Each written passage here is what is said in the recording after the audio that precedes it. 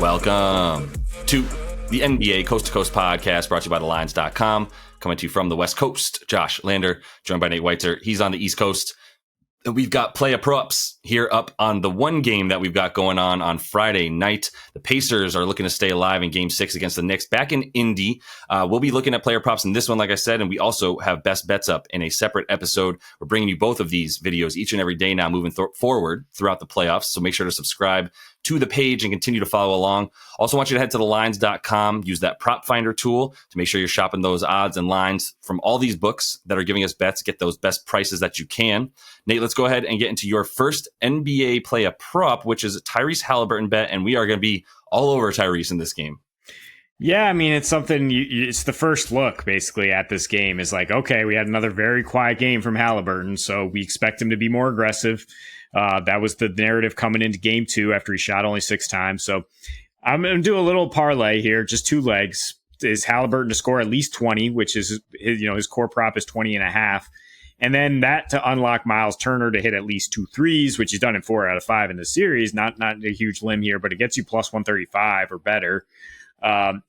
I mean, for Halliburton, yeah, Game 1, 6 field goal attempts on a 12% usage. That everybody going into it was like, man, does this guy even want to shoot? And then like the pregame report was like, he's going to be aggressive. And yeah, 34 points, 7 for 11 from 3.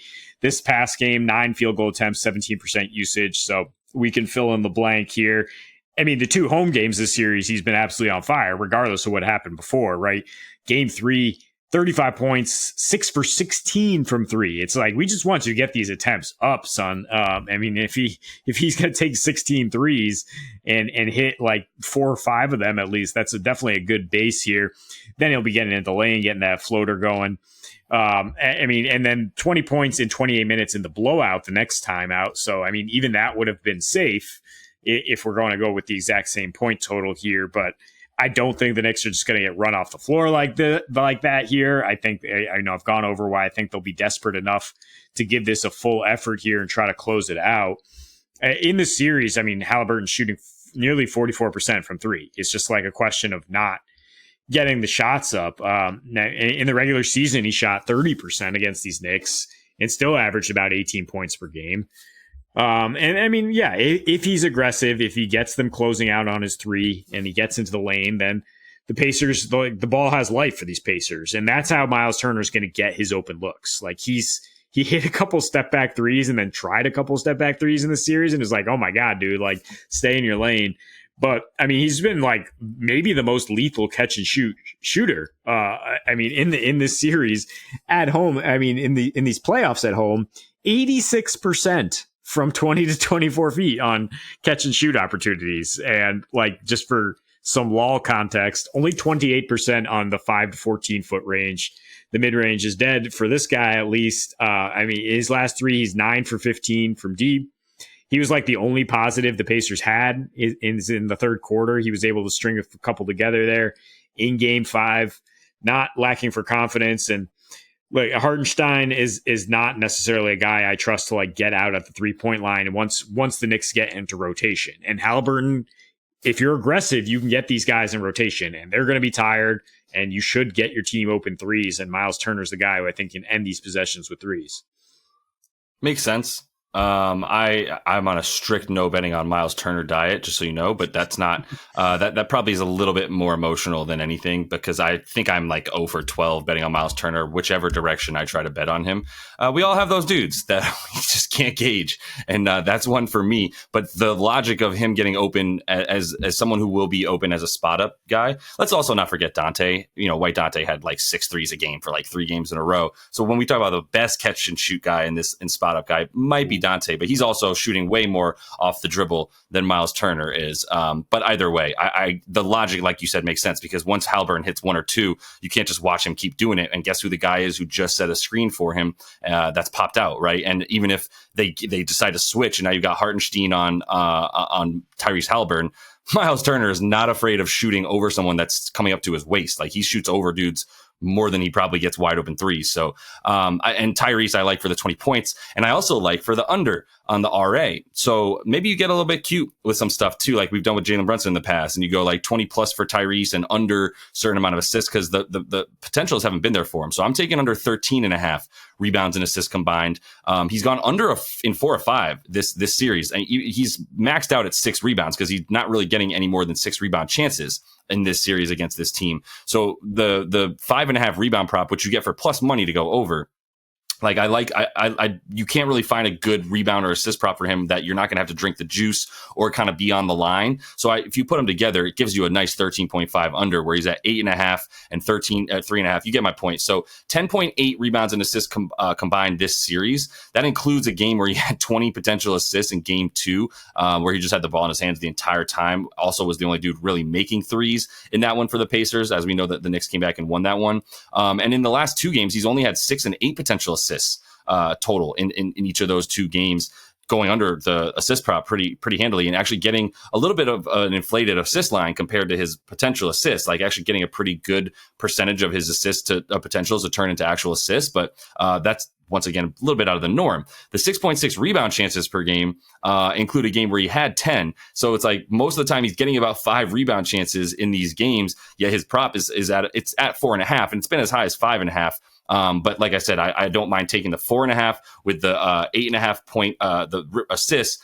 You basically get a little bump there, right? 8.5 plus 4.5, you get to 13. I don't need him. He can get one of them, and I'm still good to go on this bet here without too much fear of it. And then once again, the aggression and everything you just said is a reason why I don't think he will be diming up as much. I do think he'll be looking for his shot. He also is not a mid-range shooter by any stretch of the imagination. So if he's going to the rim, yeah, that would be where I'd get the most afraid that he's going to give up those assists. But he's driving much less in this series than he was during the regular season, when his frequency of possessions that he was driving was way higher. And even in those in the playoffs, his pass percentage on his drives also lower. So he's driving less, passing less off of his drives, which means he's really going to need to like have guys hit threes for him to get there, if he even gets the potential assists, when in reality I think he's going to be above 20 field goal attempts as long as he needs to play the fourth quarter, because it's not a blowout either way, which is apparently something you have to say before every game in these playoffs now moving forward.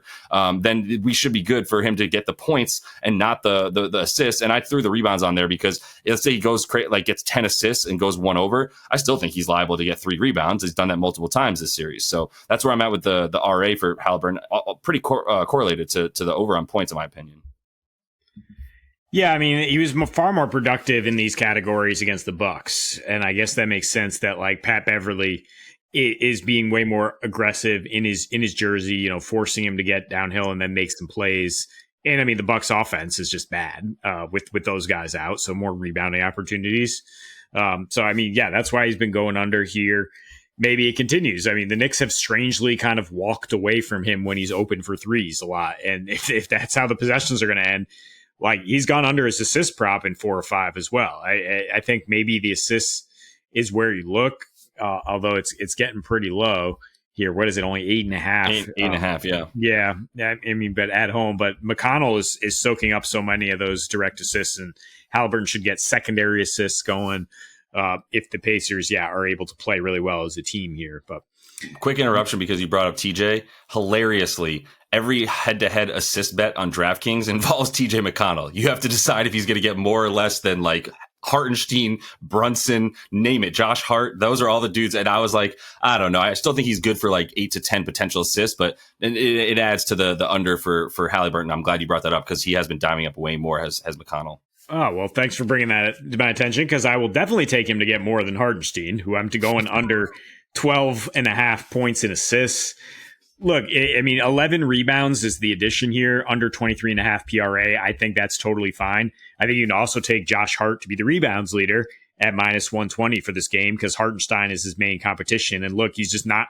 He grabbed 12 offensive rebounds last game, and as good as he's been, and as bad as the Pacers are at defensive rebounding rate, they're a little bit better at home, 52% in general instead of 46% rebounding rate on the road in these playoffs.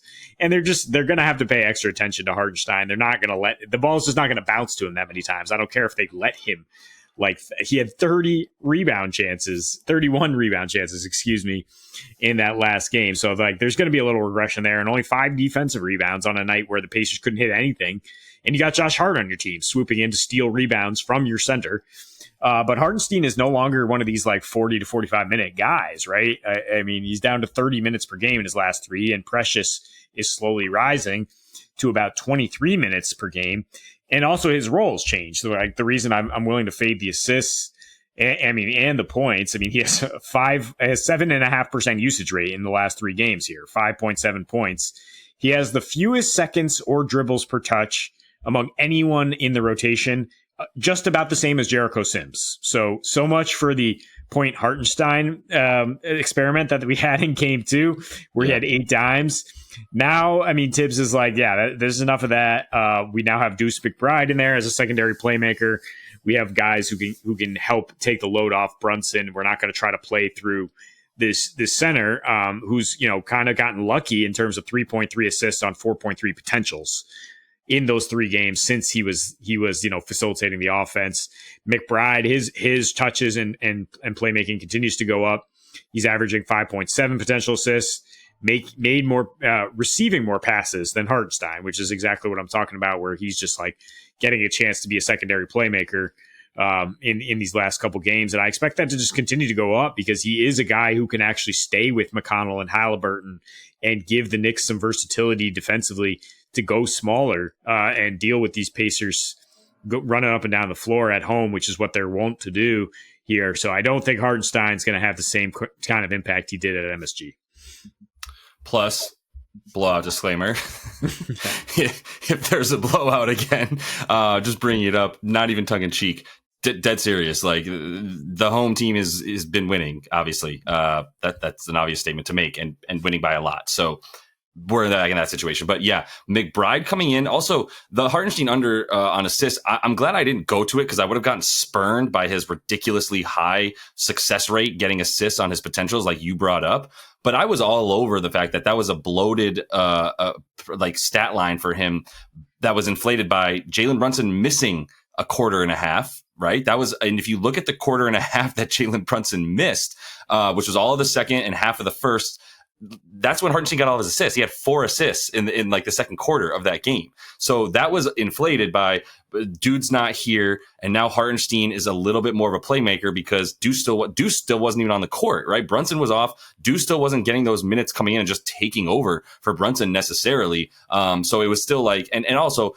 McBride's not a great, he's not, I'll just be honest, he's not a great passer. Like he's not in there to like pass and do stuff, but he takes the ball out of Hartenstein's hands as the sort of relief for Jalen Brunson when he needs a pass. That's how he actually got a bunch of his spot up threes. So it's kind of like, I kind of like the points for McBride, but the under for the RA. But Hartenstein isn't assisting the second, like he's not assisting McBride, right? Like when he was getting his assists, he was finding guys in the corner. McBride is much more up above the break. So yeah, like, and he's not getting anything to Precious Achiuwa, but I will say this is correlated that Precious is going to go over. So that's my final bet here, which is over 10.5 PR, which you can still get for plus 102. Full disclaimer, somebody I really trust has a wonderful betting model, led me to this to go by saying you should take Precious 10 plus points tomorrow. It's plus 600.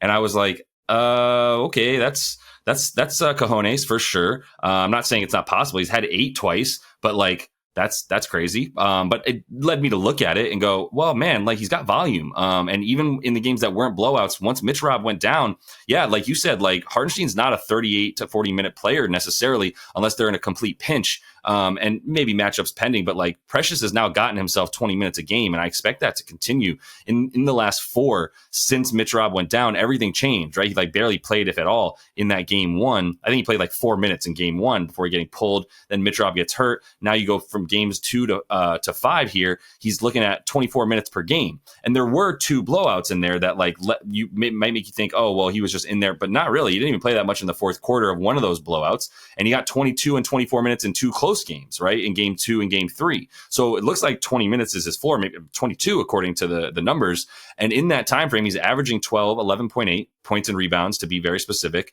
But the thing that might worry you, 5.3 field goal attempts, but one of those, he only had 2 field goal attempts. Everything else is like 5 to 8 field goals that he's attempting, and they're all around the rim, which is why he's got about a 60% field goal percentage. So it is one of those things where like Precious ain't shooting from far away. There was a thought, because he still has a 3-point prop, which is really interesting. He's only attempted 1 though in the series, and there was a look where like when he was on the floor with Hartenstein or Mitrov, he was able to play a little bit further away from the basket and shoot some threes, but that was mostly with Mitrov, to be honest, not really with Hartenstein. So now he's in there to be a second big, not to be a stretch big. He's in there to be a rebounding big. So I really like the rebounds, but you get really good juice if you add just like the 5.5 points. And if if he takes 6 to 7 shots, right, that which is about what he's at in those other games, then we're talking about needing him to make 50%. And I just said he's making 60% because it's mostly dunks and putbacks is how he's scoring.